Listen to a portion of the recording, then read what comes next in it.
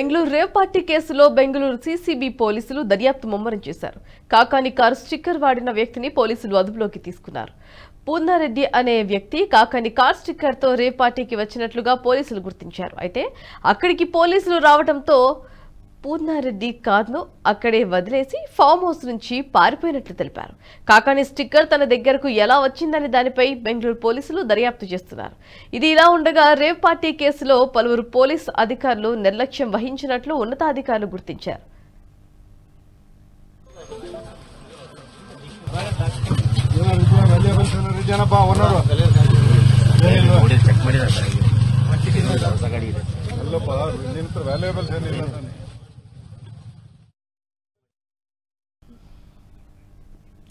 Hebbagudi station కు చెందిన 3 పోలీసులు సిబ్బందిని సస్పెండ్ చేశారు. ASI Narayanaswamy, head constable Girish, constable Devaraju suspension చేస్తూ ఉన్నతాధికారులు ఉత్తర్వులు జారీ చేశారు. పార్టీ గురించి సమాచారం ఉన్నా నిర్లక్ష్యం వహించారని చర్యలు తీసుకున్నట్లు అధికారులు తెలిపారు.